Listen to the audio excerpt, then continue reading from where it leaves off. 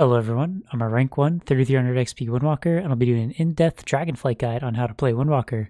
I'll be going over the best races to be for a Windwalker, your gear, talents, macros, add-ons, and at the end of the video I'll be going over some higher level gameplay mechanics of Windwalker. I stream my gameplay live on Twitch as well, link will be in the description, so if you have any questions feel free to drop by and ask them in the chat, and I'll be sure to answer all your questions. Let's get into it. Alright, so let's talk about the best racials for Windwalker. So first we're going to look at Orc, and hardiness is the best perk of being an Orc, which is you get a duration of stun effects reduced by an additional 20%. This does not stack with the PvP trinket set bonus of 10% relentless for all CC, but having that additional 20% stun reduction is quite good for Windwalkers, seeing as we're very susceptible to dying in stuns. Alright, and next we have the Dwarf racial, which is a very good defensive racial, which is Stone Form, and it's a good cleanse versus basically all negative debuffs that can affect you, especially versus Feral Druids, where you can remove all of their bleeds, and you get a 10% physical damage reduction for 8 seconds after you use it. And next we have Dark Iron Dwarf. Sort of the same as the Dwarf racial, but instead of getting a 10% physical damage reduction, you are getting increased main stat, which is going to be agility for Windwalkers. There is a bit of a conflict of interest when using Fireblood defensively, but also getting an offensive buff, because generally when you want to use the cleanse, it's for defensive purposes.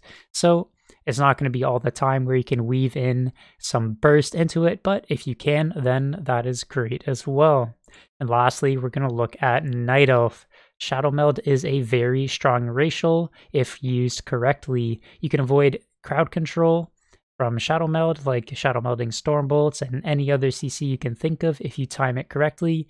And if a caster is casting, like let's say a Warlock is casting a Chaos Bolt at you and you Shadow Meld before it hits you, you are going to avoid that Chaos Bolt. So those are the 4 best racials for Windwalker in my opinion, and moving on. Alright, so let's look at the gear setup that you want to have as a Windwalker. So you always want to prioritize having versatility on every piece of gear that you have, and then the next priority after that would be mastery, crit, and then haste. Alright, so you want to have all PvP gear pieces on your Windwalker except for the Foreset. The Foreset's really strong. It's going to empower your Rising Sun Kick damage as well as your Fist of Fury damage and Spinning Crane Kick, which is really good when pressing your basic rotation. It's nice and passive baked into your rotation, and it is very good. And you want to go with the legs over the helmet, preferably because the helmet doesn't have a lot of mastery on it, and they both don't have versatility on it, so you're getting more value with the big mastery on the legs than you would when getting the helmet. Alright, the great debate between 2 one-handers as a Windwalker or having a 2-hander. Personally, I don't see much difference in the damage numbers between having 2 one-handers versus a 2-hander, but I know with 2 one-handers you do get to have an extra weapon enchant.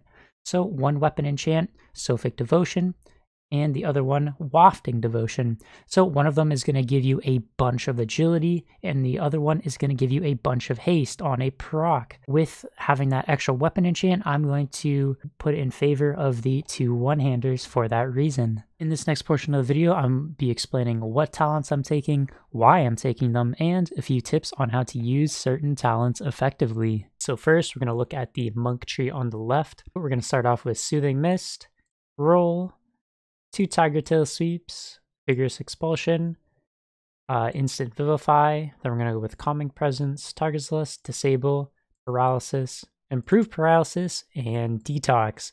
So Detox, you can interchange this depending on which classes you are facing. So Detox is really good to run versus Hunters, Death Knights, Rogues, and Shadow Priests.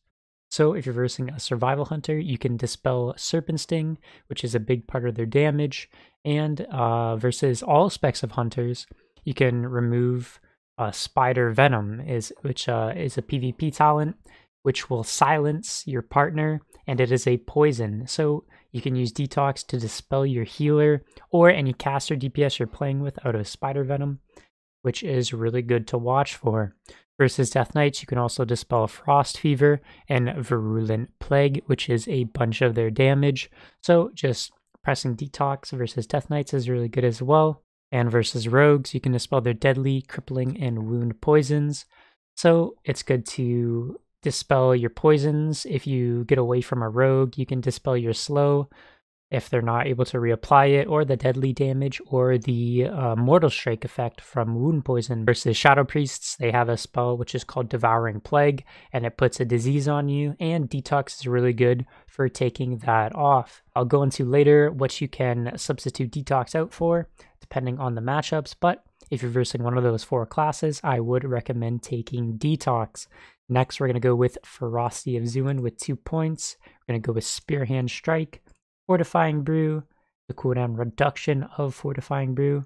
Then we're going to go with Celerity, 2 points and Fast Feet.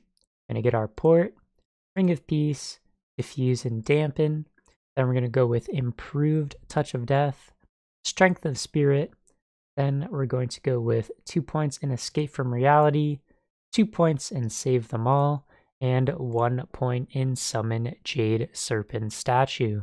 Alright, so let's look at if you don't need to take Detox. So you have a few options. If you want a little bit more passive damage and healing, then you're going to want to go with Eye of the Tiger. If you're versing some things where you have trouble living against and you need a bit more survivability, I would go with Grace of the Crane.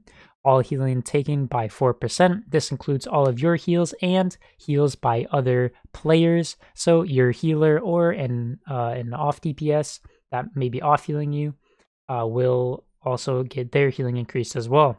I wouldn't take Improved Vivify over Grace of the Crane because Vivify, it heals for 14.6k, which 20% of that is going to be 2,800. You're going to be getting a lot more value out of Grace of the Crane than Improved Vivify. Summon Jade Serpent Statue is the best pick out of all of these 3 options. Also, you get Save Them All, which is going to increase your healing by 20% when you heal yourself or an ally who is below 35% max health for the next 4 seconds, which is really good. So let's quickly look at why we don't want to run with a White Tiger Statue. So as you see, the pulse, it's hitting for 3.2k, very small versus players. It's going to be a very minimal amount of damage. So already the damage is very low. Also, the range is very short. So this is the max range that White Tiger Statue can hit from. See, the White Tiger Statue hits the warrior here on the pulse, but as soon as he steps back a little bit, pulse doesn't hit him. So very small range, very small damage, not worth the talent point. Alright, so let's quickly look at why we don't want to run with Resonant Fists either. So I'm bursting this priest down, I'm doing a bunch of damage. I'm going to roughly do about 900k damage to this priest. And when I look at details and I check my damage breakdown, Resonant Fist is only going to be 1% of my overall damage, with 2 talent points being dumped into that. So you're going to get a lot more value from getting Save Them All, which is going to give you 20% healing increase on allies and yourself when you heal them below 35%. Here's a few tips when using your Jade Serpent Statue to get the maximum benefit out of it. So generally you'll have your port placed behind a pillar. So when you're placing your Jade Serpent Statue at the start of the game, you want to have it in line of your port, as well as in line of the open area when you're fighting, because you have to be within the Jade Serpent Statue's line when you channel Soothing Mist to get the benefit. So when you're in the open, you can just like instantly channel the Soothing Mist and cancel it to get that heal over time, which costs 0 energy if you just press it and instantly cancel. So you're getting that tick that your Jade Serpent Statue's getting. So if you go out of line, it'll still channel on you, just as long as you're in the open. So then you can port back. You start channeling Soothing Mist to top yourself. You're getting the benefit as well. You can port back in the open, and you're just always in a good position from your Jade Serpent Statue. Also, it has a very long range that you can go. It's about 60 to 65 yards before the channel stops being able to hit you while you're in line.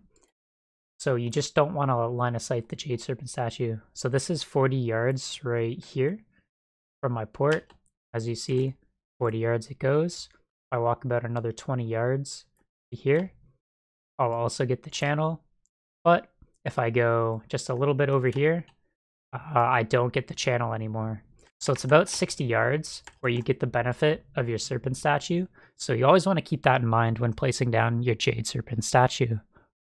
There's also a lot of insane things you can do with Ring of Peace, which I will be covering in the higher level gameplay mechanics of Windwalker section later in the video. And also, Diffuse Magic and Dampen Harm are really good defensive abilities. So Diffuse Magic is really good versus any casters or other Windwalkers. So if you're about to take some big hit of damage, let's say a Mage pops Combustion on you, then you want to diffuse before you get Pyroblasted for a lot of damage. Or if you're versing an Affliction Warlock and they pop Dark Soul and put a full row of dots on you, you want to wait till after the lock has that full row of dots on you to then press Diffuse Magic to then diffuse all the Dark Soul dots back onto them. Alright, so here's how Diffuse Magic works when versing another Windwalker. So if another Windwalker karmas you, then you hit into the karma, you get the karma dot on you, then you press Diffuse Magic to then diffuse the karma dot back onto the other Windwalker, so they're taking a lot of damage from their touch of karma. You'll see in that duel, my Diffuse Magic dot was my highest damage versus that Windwalker because I hit into his karma and then I diffused back all that touch of karma damage back on to the other Windwalker. Dampen Harm is a really good defensive that you can use. It is useful for casters and melee. It applies to all damage.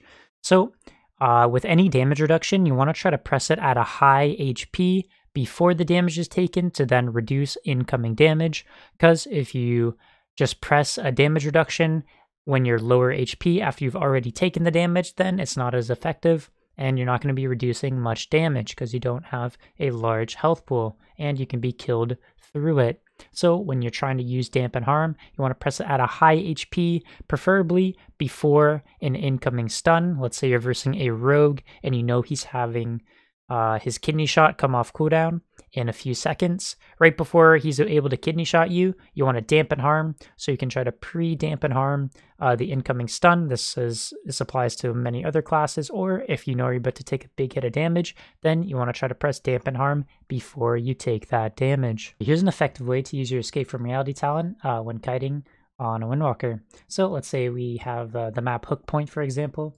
and we set our port down at this pillar, and we start fighting in the middle, and then they pop cooldowns and I need to kite. One thing you can do is just port immediately back to this pillar, but one thing you can do is if you roll to this pillar, you start kiting them, and then once they reach you, you can then port, start healing yourself, and then once they reach you again, you can then port back all the way over to this other pillar.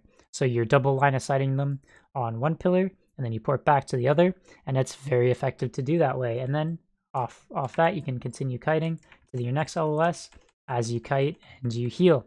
Just keep in mind, when you do port the first time with Escape from Reality, you are getting an increase on your Vivifies, and the energy is half of it is getting refunded. But when you use the port the second time, that buff on your Vivify does go away. Alright, so now that we have our monk talent situated, let's look at the Windwalker tree to the right.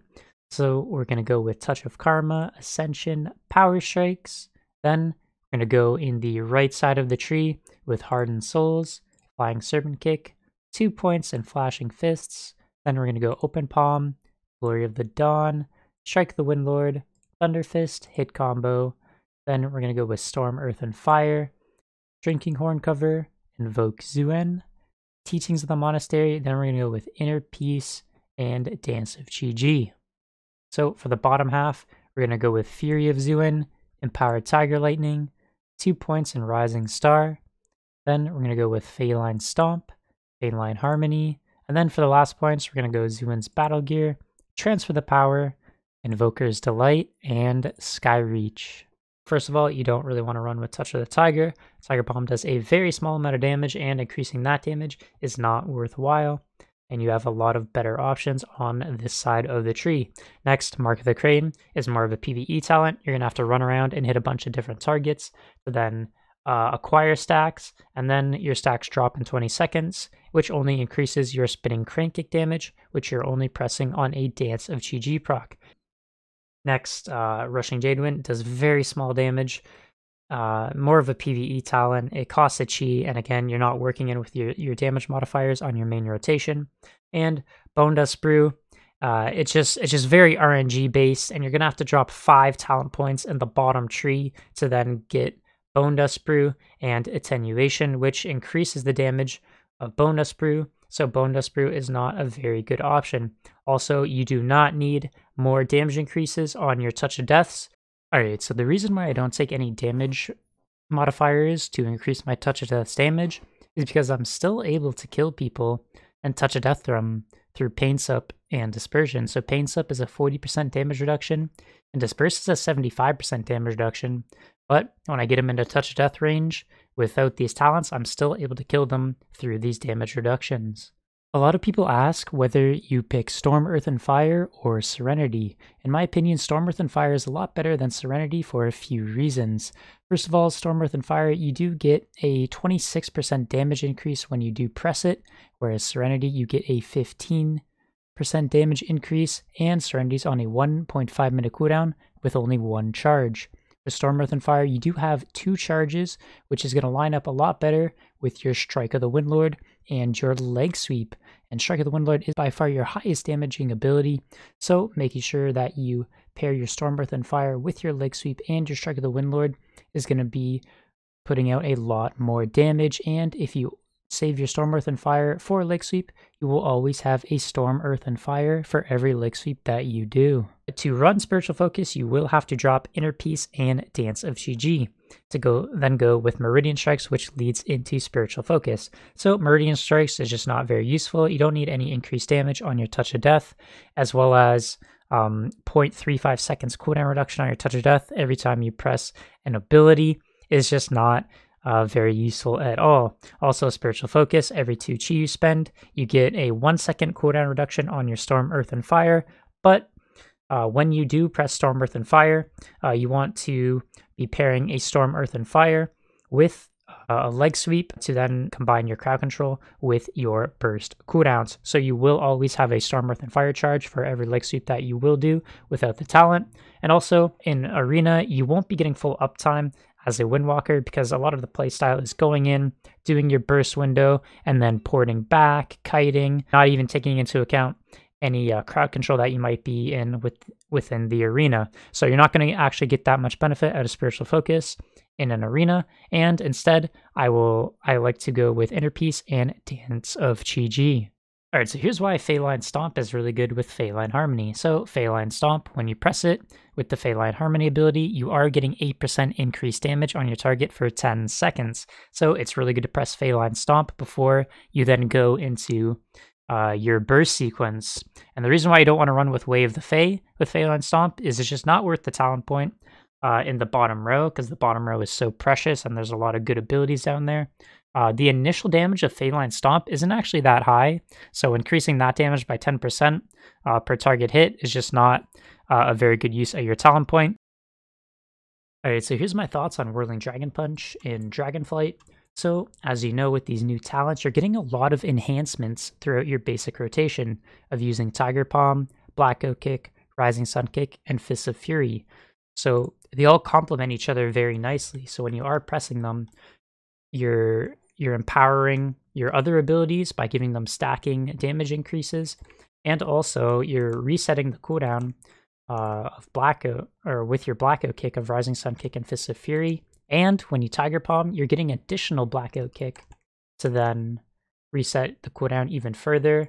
And then also you get Zuin's Battle Gear benefits from critting with your Rising Sun Kick after a Fist of Fury. And then when you actually do Whirling Dragon Punch, it doesn't do that much damage. So my Whirling Dragon Punch there, 3 normal hits, it did 21.7k damage, and a normal Rising Sun Kick is doing 48k damage. Not even half, it's less than half of a Rising Sun Kick. It just doesn't play into your modifiers or your set bonus, and if I don't see any buffs or nerfs in some areas, I will not be running with Whirling Dragon Punch in Dragonflight. Mighty Ox Kick is a cool PvP talent where when you press it, it'll send your opponent flying a distance behind you. Also, if you angle your camera correctly, you can send them flying in front of you. One thing you can do with Mighty Ox Kick is you can incap your target to keep them in place, and then adjust your camera angle, and then send them flying in a direction that you'd like them to go. You maybe LOS their healer, or get them in a favorable position for you to then do your go on them. Mighty Ox Kick is more of a fun PvP talent, but the main PvP talents you want to be running with are Turbo Fists, Reverse Harm, Alpha Tiger, Grapple Weapon, and Ride the Wind.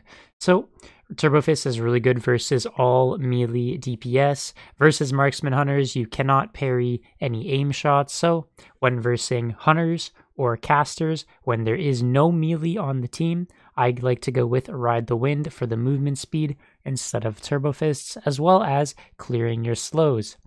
Also, some people like to run Disabling Reach instead of Ride the Wind, but I personally do not like running Disabling Reach, mainly because it puts your disable on a 10-yard range, whereas with Sky Reach, your Tiger Palm is a 10-yard range, so you can always do that 10-yard dash with Tiger Palm instead.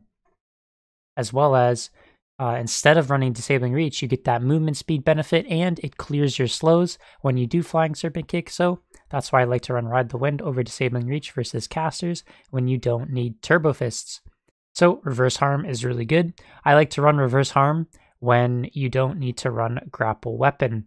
And generally, I always run Alpha Tiger. The haste is very nice for your burst, and you can proc it on multiple targets. You can't stack the 20% haste up with multiple targets, but you can refresh it off of multiple targets with the 30-second cooldown only being per target, which is very nice.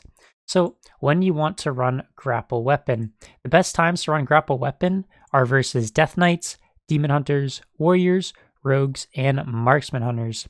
You can also run Grapple Weapon versus Ret Paladins, but when you do disarm a Ret Pally, it only stops their Holy Power generation from Crusader Strike and Blade of Justice. When a Ret Pally pops wings on you, they can still Final Verdict you, they can still Wake of Ashes, and they can still Hammer of Wrath you. So when you do disarm a Ret Pally, you can still take a big chunk of damage, but it will probably slow their damage down so they can't generate any holy power for 6 seconds while they're disarmed very effectively. They can still get it with Judgment and Wake of Ash, but it'll slow it down a lot. So if you're in a threes match and you're versing a caster and a melee, you always want to tend to run with Grapple Weapon for the melee, the Turbo Fists, and Alpha Tiger. If there's a Windwalker or a Feral on the other team, you don't need to run Grapple Weapon, and you can go with Reverse Harm.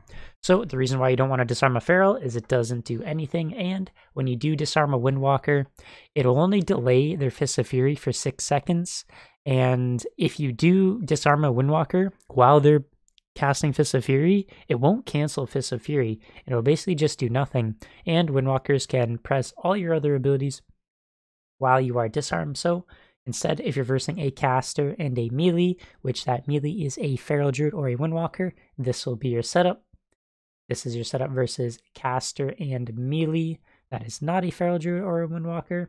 And this will be your setup versus just casters and no melee. Alright, so bursting as a Windwalker.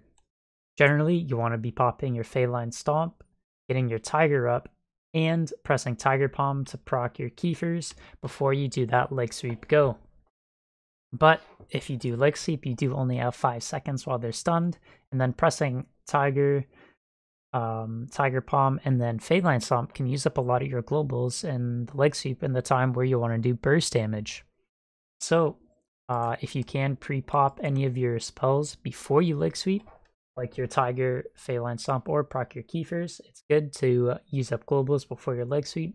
But as you get higher rated in arenas, players are going to react to you popping your Tiger or proccing your Kiefers or using even a Feline Stomp before your leg sweep.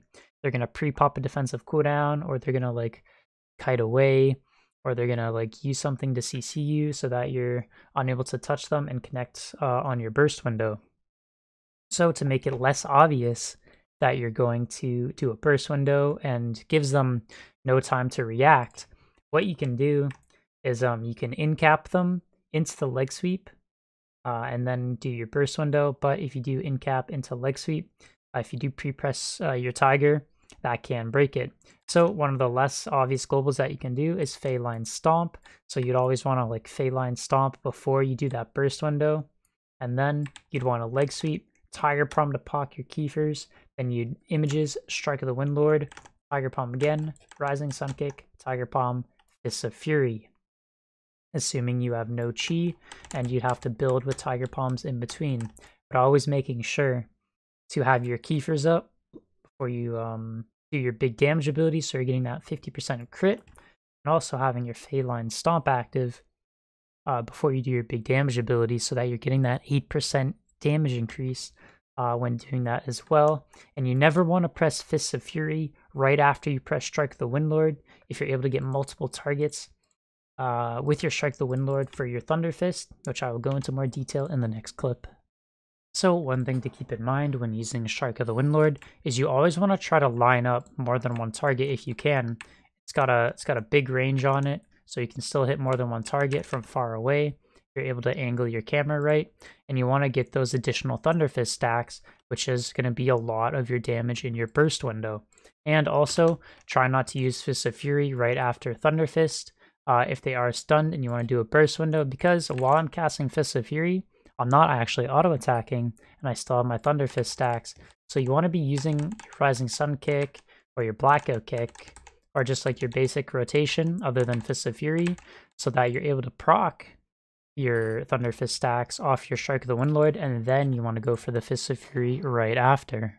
Alright, so let's look at the different macros that I use as a Windwalker. So first of all, I have Arena 1, 2, and 3 Incaps. This is really good for smooth and clean Incaps on any off targets while you're on your main target, especially when you go for those burst windows with your leg sweep, where you want to leg sweep your kill target and then Incap the off target to get good cross CC. This makes it really efficient, so you don't have to click anything, and you can just turn your camera angle, Incap the off target, and then continue to burst down the kill target. As soon as I come out of this kidney shot, I'm going to leg sweep the rogue, and then as soon as the priest peeks in the line, I'm going to turn my camera angle. I'm going to instantly Incap the priest as he comes in line of me right here before he's able to press anything on his rogue. So I leg sweep the rogue, Tiger Palm to proc my Kiefers images, instantly turn and Incap the priest for cross CC, and then we finish off the rogue for the win. Next, we have Arena 1, 2, and 3 targeting. So this is again really efficient just to target Arena 1, 2, and 3 without having to click them. And it's basically the same premise as the Incap 1, 2, and 3. It's just nice to just have your targeting on buttons instead of having to move your mouse around and click. Next, we have Detox 1 and 2 for Party 1 and 2. So this is really good for cleansing your teammates, especially versus hunters when they run a PvP talent called Chimera Sting. It puts a poison on them called Spider Venom, and Spider Venom silences whoever it goes on. So you want to dispel your healer out of that Spider Venom if you're versing a hunter, which is really good. And again, with these macros, you don't have to click anything. You can easily just press the button and dispel your healer out of the silence. It's nice, quick, and efficient. All right, next, Tiger's Lust Party 1 and Party 2. This is really good for giving your teammates extra mobility, getting them out of roots, and allowing them to kite if you don't need the extra mobility yourself. Again, this is very important versus Boomkins to Tiger's Lust your healer out of the root beam. All right, and next we have Soothing Mist Party 1 and Party 2, and Vivify's Party 1 and Party 2. So this is really good for off-healing your teammates very efficiently, not having to click anything. So if you have the extra key binding space, I would highly recommend getting these Party 1 and Party 2 macros for Soothing Mist and Vivify as well. The next macro we have is a Cancel Images macro. This is very good in some scenarios where you're bursting someone down with images and your images get crowd controlled with either an AoE Fear or a Mage Presses Frost Nova. You name it, if your images are crowd controlled and you are hitting the target, sometimes it's good to cancel your images so you're not losing a significant portion of your damage in those precious burst windows. So if you Tiger's Lust yourself out of a Frost Nova when your images are Nova'd, your images are still going to be stuck in that Nova, And if you're hitting the target and your images aren't, you're going to be losing 2/3 of your damage. So I have this bound on my mount. It's a button that I don't press in combat really, and I won't press it by mistake. Like I have to go out of my way to press it, or you could also have it on a separate bind as well. But I just like to bind it into my mount. So if I need to cancel my images, I quickly press my mount bind, I cancel my images, and I maintain full uptime on the target. Okay, so the next macro that I have is a focus kick macro. You don't need arena 1, 2, 3 kicks on a Windwalker, seeing as you have a melee kick, but you do have those targeting arena 1, 2, 3 macros to switch your target if you need to. So then you can just switch your target with this bind and use your normal kick if you need to kick someone who's not your main target or your focus.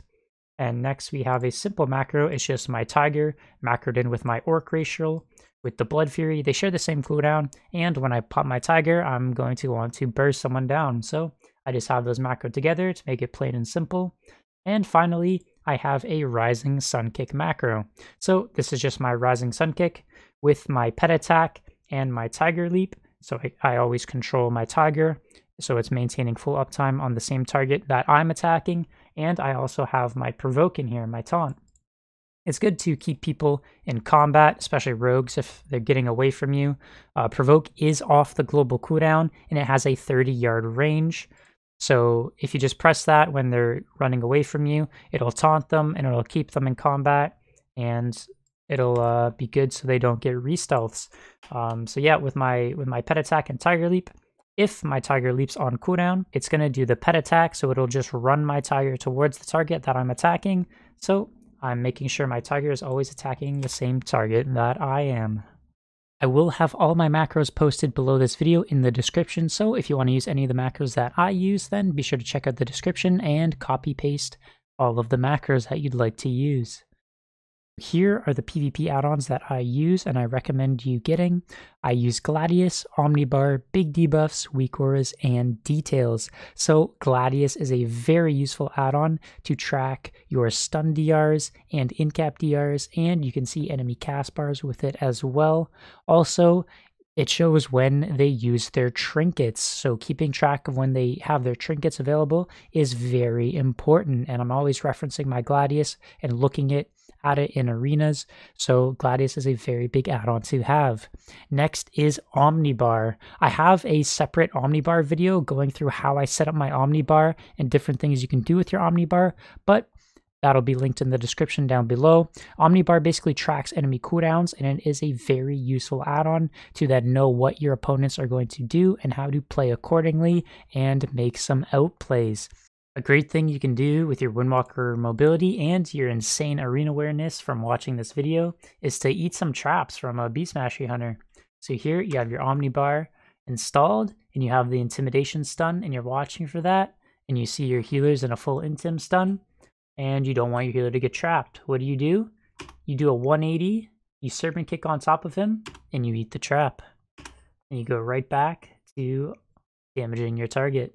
Next is big debuffs. Big debuffs basically shows any crowd control or magic effects that you can customize it any way you'd like, but it's really helpful for knowing when your enemy or when your teammates are crowd controlled. So it makes it a lot more visible on your screen. So big debuffs is very useful for that, and I would recommend getting that because it's good to know when your teammates are in crowd control. Next is weak auras. Weak auras, you can customize almost anything to track certain spells, and it's a very useful add-on that you can customize to do a lot of different things. So weak auras is a very nice add-on to get. And lastly is details. You can look at damage and healing breakdowns of yourself, teammates, and enemies after an arena match, which is also very helpful. All of these add-ons will be in the description down below, and don't forget to check out my Omnibar guide if you need help setting up your Omnibar add-on. Alright, so now that you're all set up to enter the arena, let's get into some higher level gameplay mechanics of Windwalker. A really cool thing you can do with Ring of Peace is you can pin your opponent against the wall with Ring of Peace and make it so they're not able to cast any spells while the Ring of Peace is down. So see, the Mistweaver is up against the wall, I land a kick on him, and I'm DPSing him down, and then I leg sweep him, But after the leg sweep, I don't have any interrupts. So what do? I ring a piece him right against the wall, and he's not able to cast Soothing Mist at all. So it's going to put us in a good spot. He's not able to cast that. My priest then silences off of that. And then another cool thing you do with Rop is pin people in the room. But after that, my priest is able to finish off the Mistweaver as I get trapped in the room, and we win the game. Alright, so here's an out-of-the-box way to use your Stormwrath and Fire images to hit a target from far away that you cannot connect to yourself. So here I'm on the mage, and then he's going to gate away from me, and then I can't hit him. So right here, he gates away after I get coiled, and the only mobility I have is a roll and Tiger's Lust. So I'm not really able to connect to the mage because he's a frost mage. He's got his own mobility, and the warlock's going to be free casting on me, so he could peel me off with fears. So the best thing for me to do is to just fixate my images on the mage and then hit the closest target, which is the warlock. It could also be a pet. It doesn't matter the initial target you hit, as long as you have something to proc your damage abilities for your fixated images on the target. Because your fixated images, they have unlimited mobility. You can keep pressing fixate, fixate, fixate, and they'll keep jumping to the target from really far away. So I fixate my images to the mage, and I hit the swap to the warlock instantly, and then the mage dies to my images because I'm on the warlock for my Rising Sun kick. Let's play that in fast motion.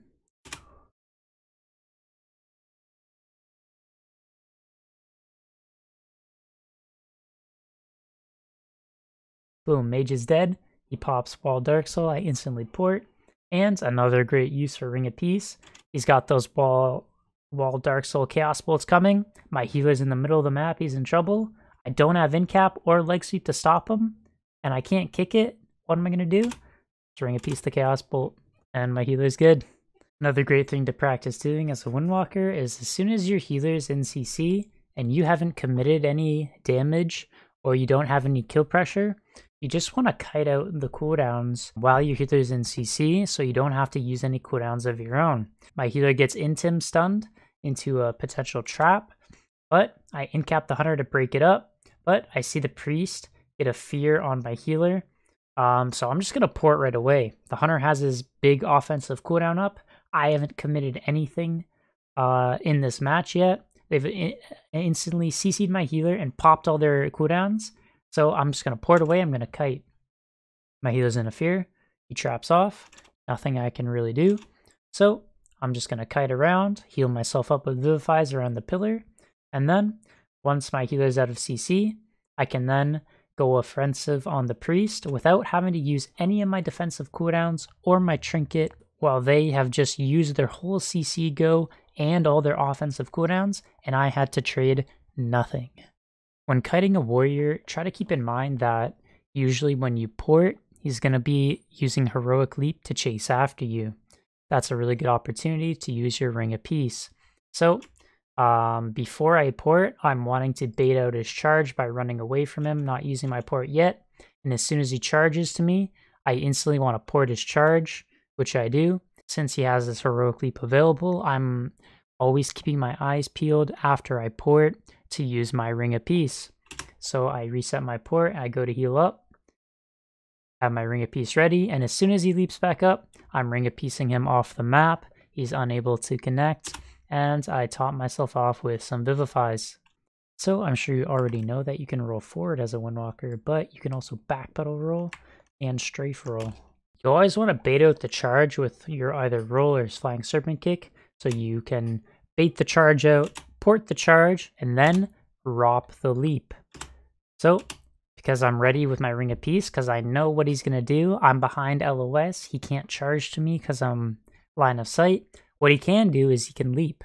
So, I'm fast with the Rop, I get him midair, and it puts him really far back from the Rop since he was midair, and I'm just able to kite out his cooldowns and then go straight for the leg sweep go on the Shaman. And I wait for the Warrior, and I get a double leg sweep.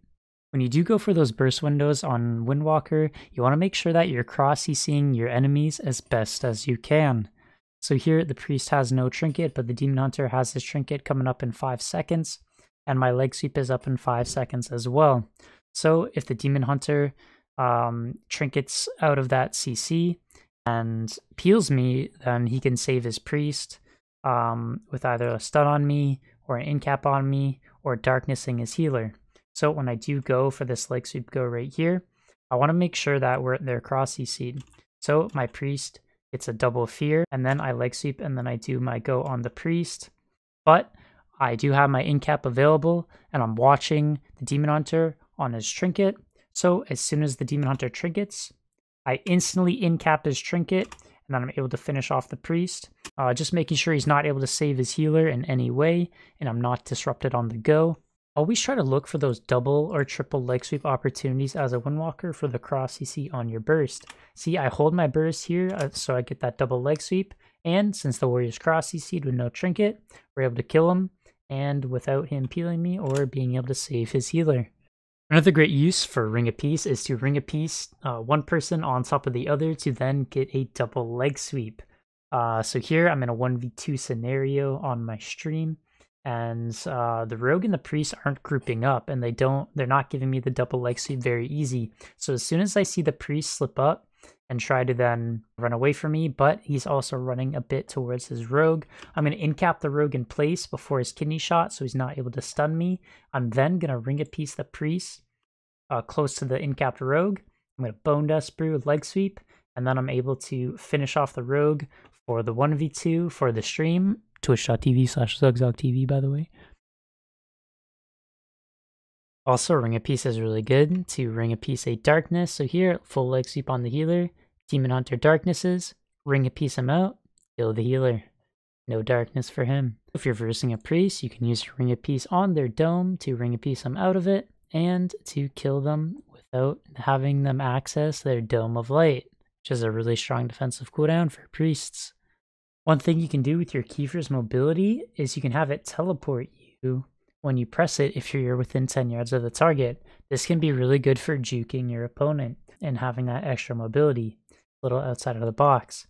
So as the hunter's up on top of the tomb right here, as he comes down and I'm in his line of sight, I press my Kiefer's, and it Kiefers towards him, and it teleports me. It basically brings me in a loop around up the pillar to hit him, but I'm doing that as he jumps down. Here's the clip in fast motion, port away, Kiefer's juke, and I'm on the other side already. The priest gets a mind control on me, and as I'm jumping off, I turn my camera angle and I Kiefer's midair. Boom, right back up. One of the best things you can do as a Windwalker when versing a rogue is the pre-rop on yourself when he saps your partner. So I'm going to run in, get combat right away. Unfortunately, my partner does not get in combat. So as soon as I see him sapped, I instantly ring a piece myself right here.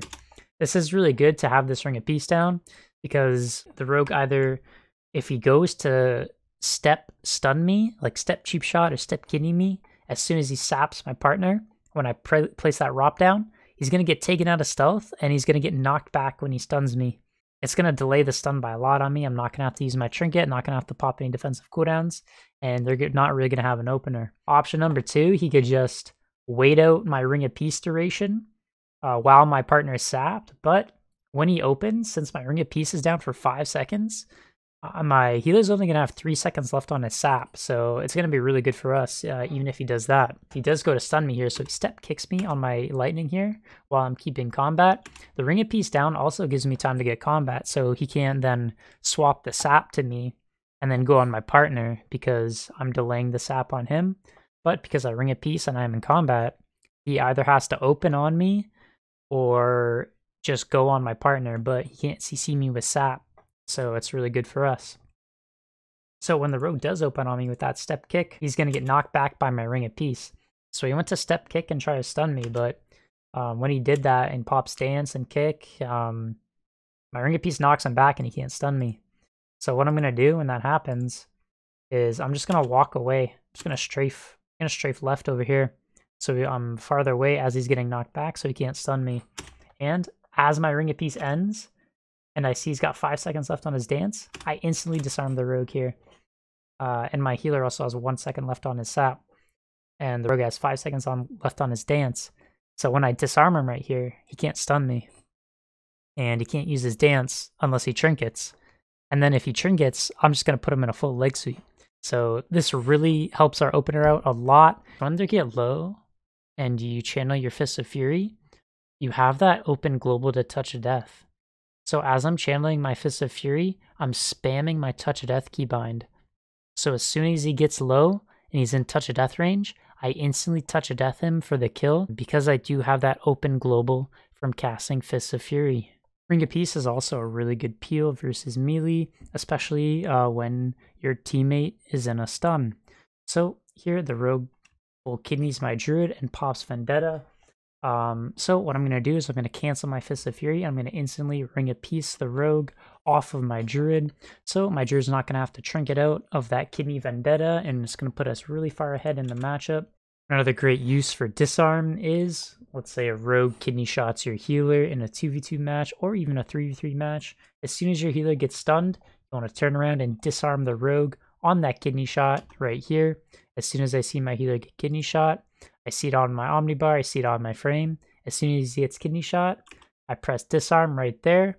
Rogue's not able to do any damage while my healer's in a stun, and it's really good for our pressure and bad for theirs. Thank you all so much for watching. If you made it this far into the video, I really do appreciate it. I put a lot of time and effort into making this guide for you guys. So please, if you can, leave a like on the video, comment down below for the algorithm, and check out my Twitch channel, twitch.tv/ZugZogTV. Link will be in the description, so if you want to go toss a follow and say hello, that would be amazing. Also, stick around. I have a bonus 3v3 clip for you guys to check out. Thank you guys so much for watching, and I'll see you guys later. Here's a bonus clip versus Rogue Mage that was played really well. See if you can spot all the different outplays that I made, and enjoy. It was actually big brain. Alright, Carl, play middle, I think. Play middle. Yes, Sure. sir. Just running at the I'm breeze. sap. Cheap shot. Okay, Rogue. Rogue's coming in. Nice. Incap, just shrink it. Insane. I'm gonna sweep him back here. Sweep him. Yes, let's go yourself. Go yourself. I'm sheeped all the way in Africa. I have nothing. I've completely shit on. I pre-walled this I too. run the ring. You're fine. I swear. I get priest. Can you just go CC priest call? Might be good. No, not yet. Let's just train rogue. I think it's really good. Okay. I kind of want to go with my shit. No. I have no sweep. He vanished. Okay. I'm gonna get kidney here. This is gonna be on combust, Jordan. This is you though. Okay. I'm gonna get good. Fuse. Yeah. Nice. Insane. Okay. Sheep. Double fear. Oh, you're insane. Okay, let's go rogue. Let's go rogue off that, I think. Sweeping 15. Okay. Let's butter rogue up, though. We need Sun Silence back. Yeah. I got duel. You did. I got stun, Jordan. This is probably swap crawl. I'm okay. Okay. I got DB'd. Oh my god, he's gonna stun me back here. No, he's not. I'm full feared. I don't care. Trinket? Do you have trinket? I'm okay. I do. Yeah, I'm gonna need something here. Incap the road. I can sweep. Yes. Go, Carlos. Stun. Stunning. That's all I have though. Oh, you don't have thing? No, he paints up Yeah, paints up innovation. Wait, that's actually really good. Though you got paints up innovation. It's you next. Go, okay? Okay. Just. I'm gonna get combusted on here. Carlos, Here it is. This is you. Yep. I traded two. Okay, fine. I traded two because I didn't trust you to get it. I feel pushed in. We kill. Yeah, kill. Train. Incap. Nice. Roll kick to me. Next mage. Something up. Putting that in the fucking YouTube vid. I kill Venery. Kill Venery. String it. Touch. Dude. That was all you. This game. Windwalkers are fine.